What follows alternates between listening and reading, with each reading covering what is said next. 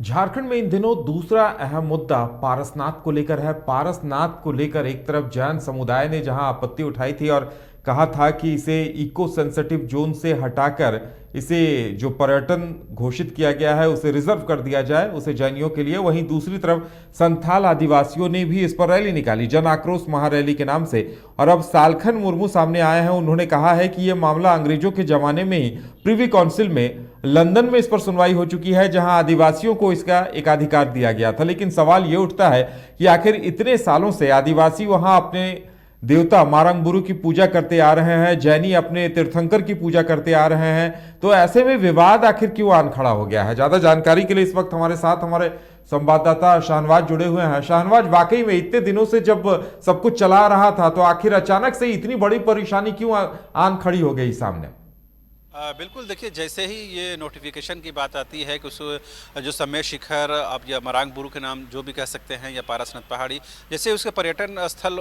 घोषित करने के लिए नोटिफिकेशन जारी होता है और कहीं ना कहीं ये पूरे देश और यूँ कहें कि विश्व के कई देशों में जो जैन समाज के लोग हैं वो सड़कों पर उतरते हैं और इस बात को कहीं ना कहीं अपने धर्म से जोड़ करके अपनी आस्था और सम्मान के साथ जोड़ते हुए इस बात का विरोध करते हैं। बाद में ये केंद्र सरकार तक ये मामला जाता है, केंद्र सरकार अपने नोटिफिकेशन को वापस लेती है और कहीं ना कहीं राज्य सरकार भी उन चीज़ों को बहाल करने की का आश्वासन देती है। हालांकि इस बीच में जो तमाम जो आदिवासी संगठन हो या मूलवासी संगठन हो उस तरह से गोलबंद नज़र नहीं आते हैं, लेकिन जैसे ही केंद्र की तरफ से डिसीजन होता है या केंद्र सरकार उस नोटिफिकेशन को वापस लेती है या उससे पहले जो मुख्यमंत्री हेमंत सोरेन के द्वारा केंद्रीय पर्यटन मंत्री को पत्र लिखा जाता है, उसके बाद से कहीं ना कहीं आदिवासियों को ये लगता है कि समय शिखर का जिक्र तो जरूर हो रहा है लेकिन उसमें मरांगबुरु का कोई जिक्र नहीं हो रहा है, आदिवासियों मूलवासियों की पहचान का कोई जिक्र नहीं हो रहा है। लिहाजा ये कहीं ना कहीं झारखंड में विरोधी स्टेप लिया गया है, लिहाजा इसका विरोध शुरू हो गया। और कल हम लोगों ने देखा, यानी कि 10 जनवरी को किस तरह से बड़े पैमाने पर देश भर के आदिवासी संगठनों के लोग जो थे वो पारसनाथ में जुटे, गिरिडीह में जुटे और कहीं ना कहीं इस बात की आवाज़ को बुलंद किया कि वो किसी भी सूरत में इस डिसीजन को एक्सेप्ट नहीं करेंगे कि वहाँ पर सिर्फ जो जैन समाज के लोग का ही जो एक्सेप्टेंस है वो रह जाए, और जबकि आदिवासी और खासकर संथाल समाज के लोग जो ज़माने से यूँ कहें कि वर्षों से दशकों से वहाँ पर अपने आराध्य देवता है मरांगबुरु उसकी प्रस्तिश करते आया है, तो वो चीज़ छोड़ दे या बलि प्रथा को छोड़ दे या अपने जो उनकी प्रथा है, जो रीति रिवाज है, जो कस्टम्स है, उसको वो कभी नहीं छोड़ सकते हैं। लिहाजा सरकार को अपना नोटिफिकेशन वापस लेना होगा, सरकार को अपना डिसीजन वापस लेना होगा। लेकिन इस पूरे प्रकरण में एक खास पहलू जो हम लोगों को नजर आई वो ये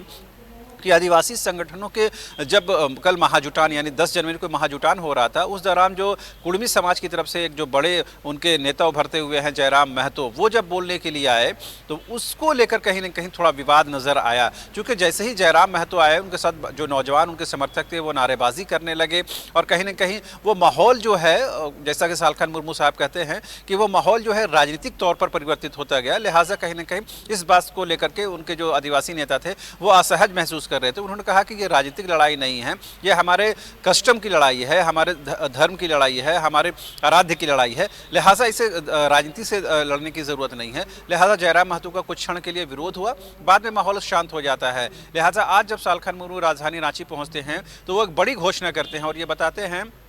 कि ना सिर्फ समय शिखर या मरांगबुरु की बात वो करेंगे बल्कि देश भर में जितने भी आपके पहाड़ हों या पठार हों वहाँ पर आदिवासियों का हक और अधिकार चाहिए। ना सिर्फ झारखंड में बल्कि देश के किसी भी राज्य में हो वहाँ के आदिवासी जो हैं उनको उस पर हक और अधिकार चाहिए, क्योंकि वहाँ पर उनके आराध्य देवता रहते हैं। लिहाजा अब ये लड़ाई बढ़ती हुई नजर आ रही है और 17 जनवरी से 5 राज्यों में धरना प्रदर्शन शुरू किया जा रहा है और अगले जो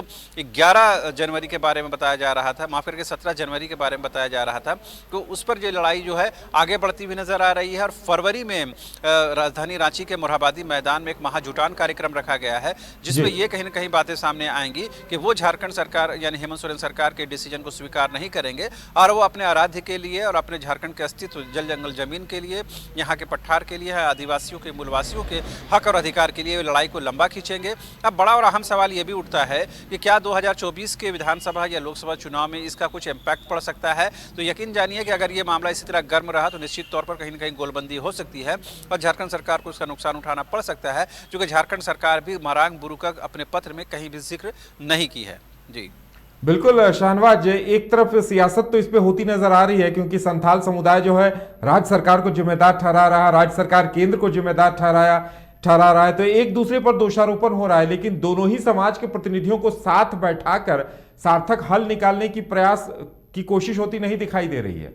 बिल्कुल, अभी तक तो नज़र नहीं आ रही है और जिस तरह से आदिवासी संगठनों की तरफ से लगातार गोलबंदी हो रही है और लगातार धरना प्रदर्शन का सिलसिला जो जारी है, और बीच का रास्ता यही हो सकता था कि वहाँ जो यथास्थिति बनी हुई है वो अगर बनी रहने दी जाती, यानी कि जो जैन समाज के लोग जो अपने धर्म से जुड़े जो क्रियाकलाप करते हैं और जो आदिवासी खासकर संथाल समाज के जो लोग हैं जो अपने मरांग बुरु आराध्य देवता की पूजा और प्रस्तिश करते हैं, वो दोनों जिस तरह से पैरेलली पहले से ज़माने से चलता आया है वो चलते रहने दिया जाता है, तो जाहिर सी बात है इस तरह की कॉम्प्लेक्सिटी अभी पैदा नहीं होती। लेकिन जैसे ही समय शिखर को लेकर के पूरे देश में और विश्व के कई देशों में ये आवाज़ उठती है कि उसको पर्यटन स्थल के रूप में चिन्हित नहीं करने की ज़रूरत है और केंद्र सरकार के नोटिफिकेशन को याद किया जाता है और झारखंड सरकार के उस स्टेप को याद किया जाता है, उसके बाद कहीं न कहीं जैन समाज के लोग सड़क के ऊपर उतरते हैं। इसके बाद ही आदिवासी समाज को ये लगता है कि ये तो उनका भी हिस्सा है, उनका भी हक और अधिकार है उस पठार पर, पहाड़ पर, लिहाजा वो अपनी आवाज़ को कैसे छोड़ सकते हैं। आज जब सालखन मुर्मू रांची पहुंचे तो हम लोगों ने पूछा कि आप लोग जो मरांग बुरु और अपने आराध्य की बात कर रहे हैं,